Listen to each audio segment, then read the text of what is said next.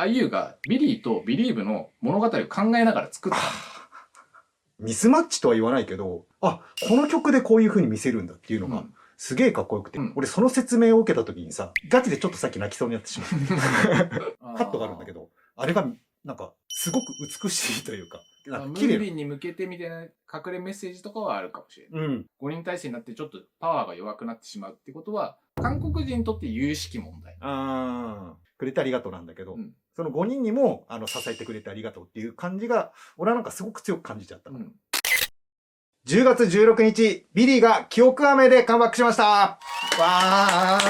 ー。記憶飴はビリーのフィフスミニアルバム、アペンディックス・オブ・オール・ウィ・ハブ・ロストのタイトル曲です。はい。で、ビリーは、韓国を代表するシンガーソングライターの一人、ユン・ジョンシン率いるミスティック・ストーリーから2021年11月10日にデビューした7人組のガールズグループです。ただ、今回のカムバックの前まで5人組としてしばらく活動していまして、はい。理由としては、そのムンサー、そしてスヒョンっていう、年上組の2人が活動を休止していたからです。で、スヒョンは2023年の6月から、で、ムンサーはその同年の9月からと、若干時期はずれるんですけど、ほぼ同時に活動休止となりました。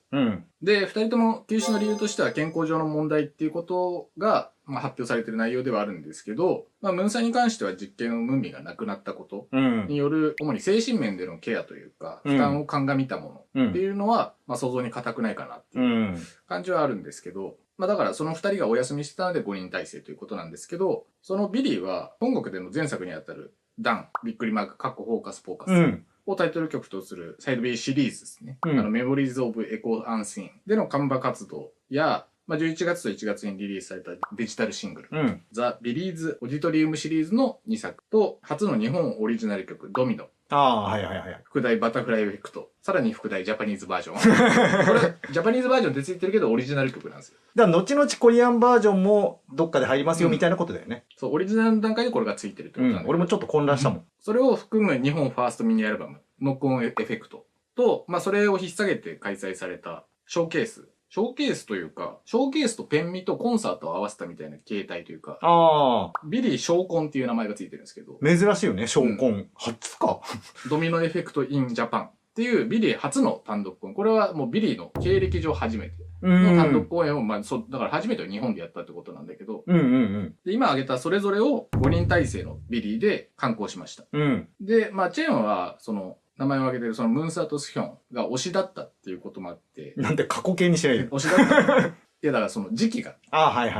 推しをやめたんじゃなくて、その時期に対しての過去形です。だからこの時期はだいぶビリーブ力が落ちてたなっていうか。もうね。その嘆きをよく聞いてたんですけど。ほぼ見てないし、もちろん MV とか見たけど、ドミノ見てなかったし。俺あれ曲単純にめっちゃ好きなんだけどね。あと、ショーコンは、なんかやるなっていうの分かってたけど、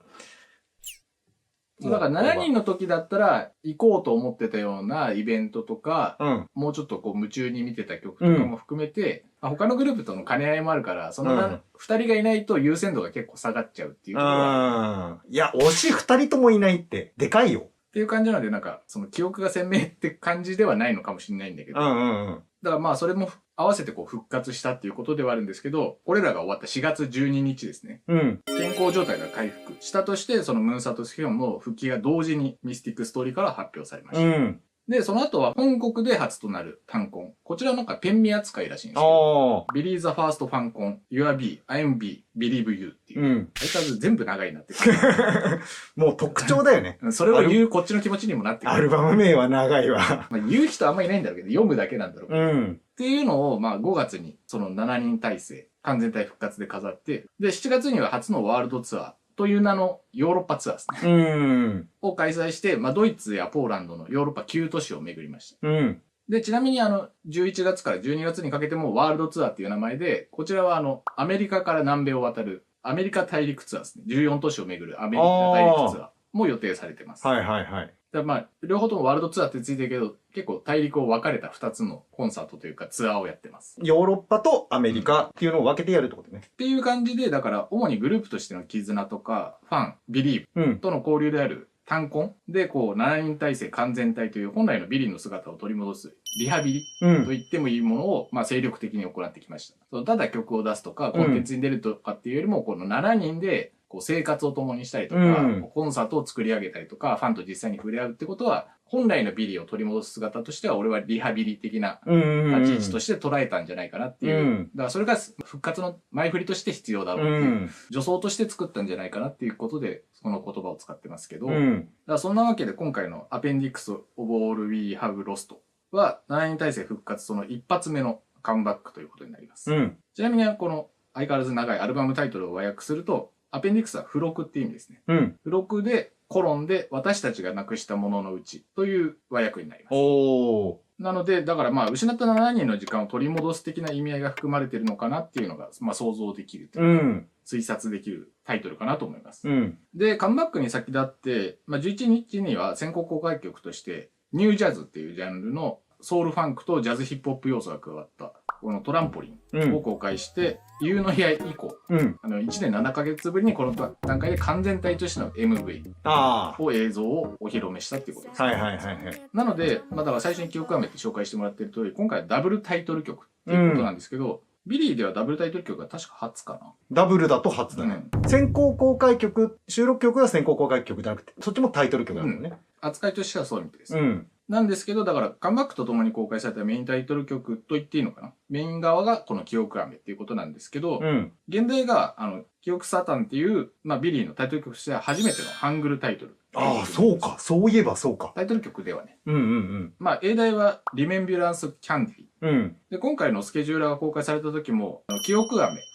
プロデュース、ドットハテナっていう表記となってて。ああ、だから、記憶飴のプロデューサーになんか大物が来てるんじゃないかみたいな、そういう予感というかサプライズが用意されてますよっていう前振りがありました。その正体が、なんと国民の妹こと、愛友情ですね。はい。音体。で、楽曲のプロデュースと作詞を手掛けてて、作詞だけじゃないのか。さらに、ティーザーのナレーション。1と2両方ともやってくれてます。っていう、まあだからスペシャルなコラボが実現しました。ただ、このコラボ、まあ普通にびっくりしたと思うんですけど、実はちゃんと前振りがありまして、さっき言った韓国での初の単婚で、4人のボーカルユニットやったんですけど、その時に歌ったのが、IUのラブポエムなんですよ。で、まあ、ここまではよくあるというか、その時ライズとかのカバーとかもやってたりとか、まあそういういろいろ盛りだくさんの内容だったんだけど、そのうちの一つに、そのボーカルユニットでやった IUのラブポエムがあって、しかも、それだけじゃないですよ。IU が、ヘレっていうか、まあ、HEREH ってこれ、文章の頭文字なんだけど、これもまたすっごい長いタイトルのやつの頭文字なんだけど、っていうワールドツアーをやって、それのアンコールコンサートを9月にやったんですけど、2時のヘインがコラボしたりとかさ、タウンウェイが MP に出てたし、あれをコンサートで披露したんだけど、その時の演出で、スクリーンに IU が人生でインスピレーションを受けた人っていうのをスライドショーみたいなので流すっていう演出があったんですよ。それちょっと聞いた。そこにビリーが出てたんですよ。あ、そうなんだ。そう。ビリー側がさ、IU に言うのはまだわかるっていうかさ、音体側がそのビリーをリスペクトというか、こう、あなたたちに影響を受けましたよっていう対象としてちゃんとこう、名指しであげるっていうのは、かなりこう、すごいなというか。そうね。それはちょっと、光栄にも程があるというか。そう、だからつまりこのスペシャルコラボが実現する前に、このリスペクトの応酬というか、があって、そこの記憶サタンに繋がったっていう話ですね。リスペクトとアンサーが。で、一応まあこれはあんま関係ないんですけど、最初聞いた時に、これはユンジョンシンすごいなと思ったんだよ。IU 持ってくるなんて。で、IU が初めて主演した映画、ネトフリの映画があるんだけど、その時の企画がユンジョンシンなんだ。あ、そうだったか。だから、俺は、ユンジョンシンの手腕すごいなと思ってたんだけど、それよりも、本当に単純にビリーと IU として、こう、リスペクトし合ってたっていうのが、そもそもあるっていうのが、多分このコラボにつながったっていうことだと思います。ユンジョンシンパワーで連れてきたみたいなイメージを勝手に思ってたんだけど、多分そんなことないっていうか。まあ、オファーをかけても、IU 側からも、まあ、二つ返事みたいな感じで、もちろんやりますよ、みたいな感じだった。ビリーだったらやりますよっていうところがあったんだと思うけど。まあ、しかも作詞だけじゃないっていう、そう。だからこの盛りだくさんプリ、その相思相愛というか、お仕事感以上のものが絶対あったという感じで、で、記憶サターンは、さらに IU がガールズグループに初めて書き下ろした歌詞で、なんかナムグルはね、ちょこちょこやってるっていうか何個か経験があるっぽいけど、ただガールズグループに関しては初めてっていう試みらしいです。おー、めちゃめちゃ名誉。しかも、ただ書き下ろしたっていうか、その IU のストックを出したとかじゃなくて、IU がビリーとビリーブの物語を考えながら作った。それをちゃんと対象というか、アイドルとその今回の曲っていうところの立ち位置を考えて、だから普通にクリエイティブしたっていうことですよ。だからかっていうのはなんか今納得しちゃったな。そう、それでだから大変なことを経験して二度と失わないようにいつも一緒に進んでいこうっていうメッセージを込めてるそうです。まあそれが何のことかみたいなところも含めていろいろ配慮があるんだと思うんですけど、まあそんな感じで完全体に加えて IU の PD っていうプロデュースっていう、まあ特大の手土産まで引っ提げてきた、こう、ビリーの復活劇は、どうですか？まず、トランポリンからすると、すごいよね、あれね。だってさ、MV8 割飛んでるだけじゃん。そうだね。ぴょんぴょんぴょんぴょん出てくるだけ。あんなの見たことないし、めっちゃシンプルっていうかさ。まあそう。だけど、それこそニュージャズ？そうなんだよ。ジャズに、しかもまあ、ムンサのラップが特にそうだけど、こうヒップホップになる感じとかも含めて、ジャンルも新しいし、かっこいいし、いいよね、ニュージャズ。あの曲調にトランポリンで跳ねてるだけっていうのがなんか妙にマッチしてて、すげえかっこよくて、なんかさ、もっとさ、それこそトランポリンだったらポンポン、こうポップな曲調でもいいわけじゃん。それを割と。ストレートに考えたらそっちの方が合うよ。そうなんだけど、むしろそこら辺のミスマッチとは言わないけど、この曲でこういう風に見せるんだっていうのが、すげえかっこよくて、しかもバックも全部黒だったりとかしてさ、すごい過剰な演出がないっていうところが、なんか、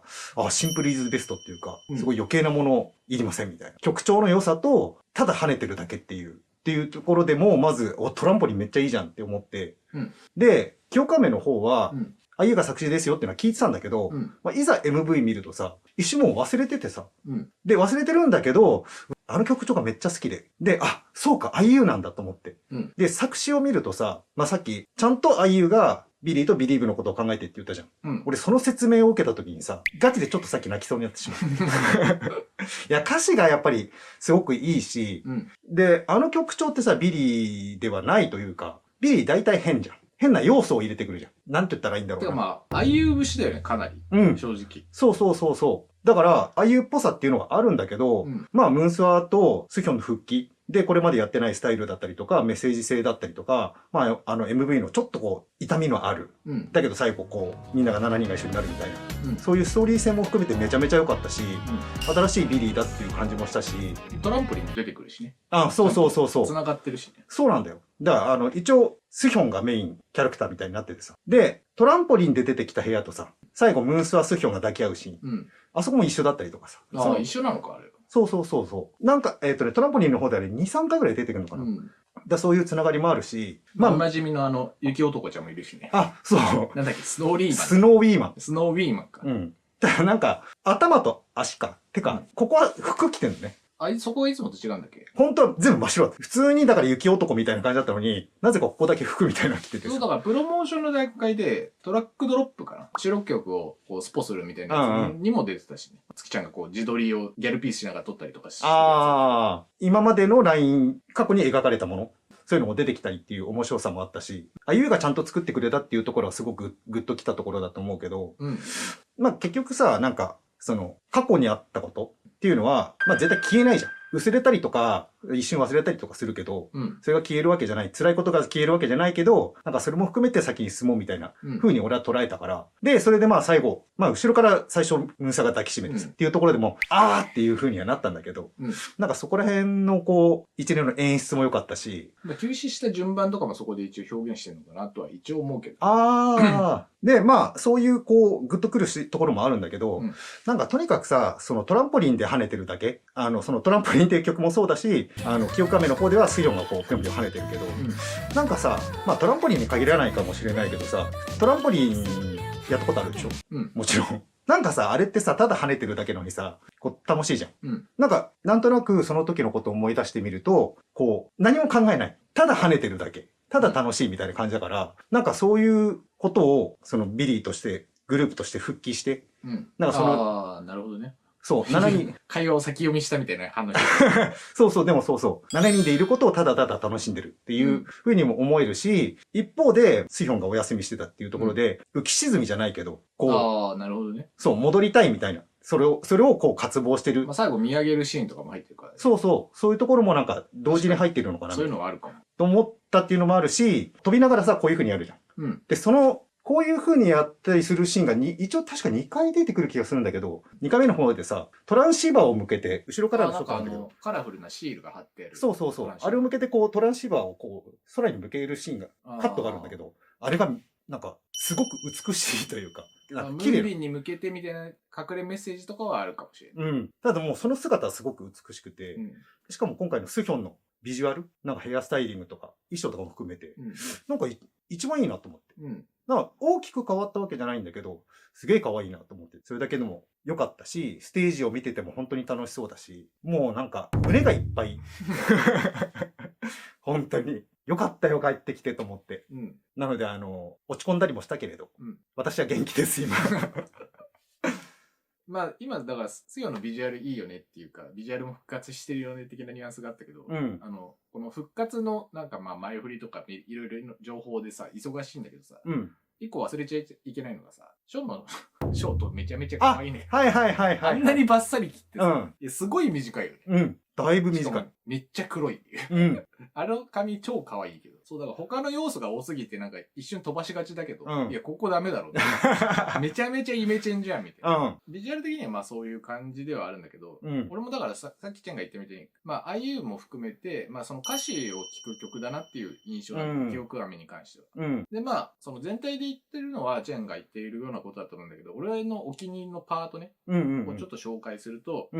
サビ前の春だからハラムに流れる歌詞で、まあこれ和訳ね、俺の韓国語の発音が怪しいから、その記憶を噛んだら、ふんわりと甘い香りが広がるように、にっこりと甘い表情が滲んでいく。ふわふわとめまいがしてもすごく素敵な味を一層ミスティカっていう歌詞があるんだけど、この歌詞がすごく好きで、まあ、この表現がすごい可愛いっていうのは単純にあるんだけど、ミスティックストーリー要素を入れてるっていう。まあ、この配慮が、IU らしいなとか、てかまあ単純にセンスもすごいなと。その感動もできるし、単純に可愛いし、なんで飴なんだろうっていうのは単純にふわっと思ってたっていうところもあるんだけど、舐めて甘いし、噛んで弾けるこう甘い広がりみたいなのとかを含めた、この記憶とすごく似てるっていうか、なぞらえられるみたいなことを考えたっていうことだと、ここですごくしっくりきたんだけど、だからここが特に俺はすごくいいなっていうか、まあ、2人のボーカルのノリがいいっていうところもあるんだけど、この「It's so mystical」のところはここ好きじゃない、最後だけね。だからこの3人のリレーがすごいいいみたいな。っていうところも含めて、だからやっぱ歌詞がすごく際立つ曲だなっていうか、歌詞を見て、映像を見て、音を聞いてみたいな感じのいつもとは、俺はだから音から入ることが多いから、結構逆の楽しみ方を、というか味わい方をしたなと思ったね。で、これは誰が見てもそうだし、チェンも触れてたけど、映像も最後、ムーンサーとスキョンにみんなが駆け寄るし、っていうので、まあ、締められて、これは当然、2人の復活を表現してるんだし、まあ、順番はさっき言ったみたいに、休止した順番とかを意識してるのかなっていうのは思ったんだけど、これをなんで入れてるのかっていうのは、このシーンは実際はあるわけじゃん。今日からスヒョンとムンサイが復活しますよって、まあそれが控え室なのか、宿なのかわかんないけど、そういうところに合流していく。で、そこでこう、お帰りっていう、なんか、ムンサイはこうなんかインタビューとかでドギマキするかと思ったけど、みんながいつものように接してくれて、すごく簡単に馴染めたみたいな話をしてたけど、やっぱりただ宿舎で会うとかだけじゃなくて、まあ休息とかも取ってただろうから、あんまり会わなくなってたと思うから、そのグループ、ビリーのメンバーとして会うときは、こう、緊張というよりは、なんか、ちょっとプレッシャーみたいなのが多分あって、で、そこが、いとも簡単にこう、溶けていくみたいなところも含めて、多分、ファンは一番見たいシーンというか、だからそれを、今回のカムバックの意味としても大事だけど、ファンサービスとしても入れてあげる。ファンがこのシーンを見たい。っていうのを、だからまあ再現してあげるっていうことが、こう入れてあげた本当の意味というか、っていう感じで、だからまあ当然誰しもが感動してしまうっていうことなんだけど、だから曲も含めて、まあ、信じて聴くとか言うけど、ビリーブして聴く、ビリーが戻ってきたっていうのを、まあ強く感じる曲だったなっていう印象なんだけど、K-POP ではさ、メンバーが活動休止することっていうのはさ、日常茶飯事っていうか、茶飯仕事じゃん。で、まあ正直さ、宮北レベルでよくあるっていうかさ、タグルで聴いてもまあまああるよねっていう感じだし、まあ別に当然なんつうの、どうでもいいことだとは思わないけど、大変だねっていう気持ちが、まあ、徐々に薄れてるのも否めないというかさ、ありすぎて。またか、みたいなね。だから、なんでビリーがこのストーリーをここまで大事にするかっていうのは、まあ、当然ムンビンっていう存在もあるし、それが社会的にこう大きく扱われたっていう部分もあるし、あるんだけど、一つ前の完全体の曲、まあ、さっき紹介したユノイヤで、まあ、音楽番組で初めて1位を獲得したんですよ。で、そこでアルバムもキャリアハイだったんですよ。で、その間に出してるものではそれを塗り替えられてないし、で、このキャリアハイと音楽番組1位を達成したことで、この時ビリーが言われてたのは第4世代のスーパールーキーって言われてたね。で、まあ実際それぐらいの活躍をしていたし、今回の曲調もそうだし、今までやってきた曲も、ずっとやってきたコンセプトも、あまりにも特殊じゃん。そうだね。てかなんか、違うことをやってるっていうよりは、今の世界的な基準に合わせた K-POP とは違うことをやってるっていうことなんだけど、全然違う種類のガールズグループが、王政を極めるっていうか、それ、スター街道にまっしぐらの、ほんのちょっと手前で、まあ、つまずいたというか、5人体制になってしまったっていうことがあって、それが残念がある。それを望む声っていうのがあるっていうことが、この大きな見せ方というか、大事として扱う理由だと思う。それが、なんでここまで大きくなるかっていうのは、その存在感、価値っていうものが、結局、ビリーブだけのものじゃなくて、韓国人根底に流れる地というかさ、伝統の K-POP、まあ、俺のプとかもそうだけど、まあ、ユン・ジョンシンが、まあ、やってることでもあるし、それを体現してるビリー。まあ、ガールズグループではもしかしたらビリーだけかもと言っていいかもしれないし、現役ではね。その伝統の K-POP を表現できるガールズグループっていう。だからそれがお休みしてしまうとか、5人体制になってちょっとパワーが弱くなってしまうってことは、韓国人にとって有識問題。だから、それを、このビリーが活動してるってことを、ファンのみならずみんなが求めてるっていうか、応援するとかの前に、とりあえずビリーっていうグループはいてもらわないと困る。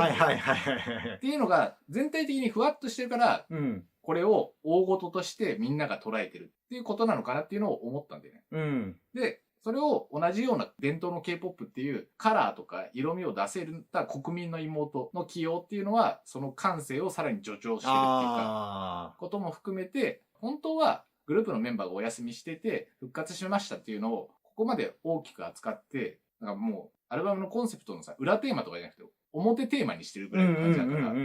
その大事っていうものをみんなで捉えよう。大事っていうか、このグループがどんだけ大事かっていうのを、それこそ認識しようっていうかさ、浴びようみたいなことを、この曲とかカムバックを通して感じられるっていうのは、そのビリーがやってきたこととか、期待されていたこととか、で、その復活を祝う国民の妹っていう大きすぎる存在がいたりとか、それを裏で支えるユン・ジョンシンとかっていうことも含めて、まあそれはだから K-POP が今、その韓国人の気持ちから離れ始めてるっていうことも含めてあると思うんだけど。世界に向きすぎてね。そう。だそういうのを今回のカムバックでビリーの立ち位置っていうものをはっきり示したし、韓国人にとって大事なグループなんだなっていうことを、まあなんか結構日本人月ちゃんとか、すごい叩かれてるみたいなニュースはあったんだけど、それは多分、それぐらい韓国的なグループなのに日本人がいて、しかも中心メンバーで2人がいるっていうところも含めて、多分嫉妬を買ってる部分もあると思う。こんなに伝統の K-POP のグループなのになんで日本人がこんな活躍してるんだみたいなことを含めての、なんかその感情のもつれみたいなのがあるから。まあちょっといびつさが。そう。まあ別に当然2人だけじゃなくて7人でビリーだけど、だからそのグローバルグループの側面もあるんだけど、やっぱり根底にあるのは K-POP のガールズグループ。しかも古き良き。伝統のみたいなトラディショナルな部分をかなり持ってるってことを韓国人が血で求めてるっていう、まあそれはだから全部でふわっと浸透してることだと思うし、今回のこの復活祭とも言えるような、しかもパーティーな感じの復活祭じゃない、こうシックなお祭りっていうところで、こうビリーの K-POP でのその重要さっていうのの立ち位置がすごくはっきりしたんじゃないかなっていうか、でそれを肩透かし食らうような曲じゃ全然なかったし、なんかいろいろこうみんながこう納得したというか、ビリーをまた改めて認識する曲になったかなっていうのは思ったね。あと個人的に、その今回のカムバもう完璧だと思うんだけど、その2人が帰ってきたっていうのもあるし、IU がサポートしてるっていう部分も、もう満点。満点も満点。っていうところもあるんだけど、それこそさっきさ、その5人体制でこういうことやってきましたよっていうことを説明してくれたじゃん。さらに、俺があんまりこう身が入ってなかったみたいな。確かに5人での活動期、情報もあんまりこう、右から左みたいな感じだったんだよ。で、フォーカスポーカスも1回見たぐらいかなみたいな。で、だからその時も、っていう、2人いないしなぐらいだったんだけど、俺見返したの。で、見返してみたら、なんか、あれめっちゃいいなと思って。そうだよ、BYOB もあるからね。うん。そう。だから両方ともすごくいいし、うんその間にだからいろいろやってくれたわけじゃん。そうなんだよ。だから日本語曲なのに、ビリーの本国の曲っぽくて面白いんだよね。うん。そう、だからその日本のオリジナル曲もそうだし、日本での初のショーコンとかも含めて、5人が支えてきてくれてたからこそ、ちゃんと2人が帰ってこれたんだなっていうふうに思ったから、なんか、その時にこう薄めで見ててごめんねっていう感じなんだけど、本当になんか、ムンサーとスヨにはもちろん帰ってきてくれてありがとうなんだけど、その5人にも支えてくれてありがとうっていう感じが、俺はなんかすごく強く感じちゃったから。そうだから日本のね、ファンコンでも、その前に出したデジタルシングルのオーディトリウムシリーズのやつを披露したりとか、こういう曲ってさ、絶対普通の日本のコンサートだったらやんないじゃん。やんない。これをやるっていうのはビリーらしさだし、だから5人でこういう結構メモリアルなことをいくつかやったんだよね。だからこそ7人が重要だってことを再認識させたし、それの、やっぱ7人でビリーなんだっていうのを正解を出したのが、それをだから改めて証明したっていうのが今回の全体のカムバックだし、それをだから記憶飴だけじゃなくて、トランポリンっていう大きいタイトル曲2曲っていうか、もうストーリーを広げるのがミスティックストーリーのお家芸というかさ、これぐらい大きい叙事詩にして物語るっていうことが大事なのかなと思ったし、これに違和感はみんな抱かない。そういう感じなのかなっていうぐらい、だからちゃんと歴史も踏まえて紹介しましたことではあるんだけど。いろいろ俺も抜けてたところがあるから、ありがたかったね。さあ、ということで、あとは、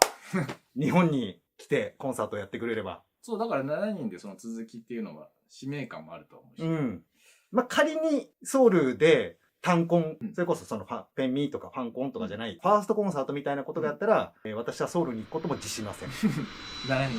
はい、7人がいれば。チェンさんのビリーブ力が戻ってきたということで。はい、一気にぶち上がりました。とにかく本当に良かった。기억들이 있다.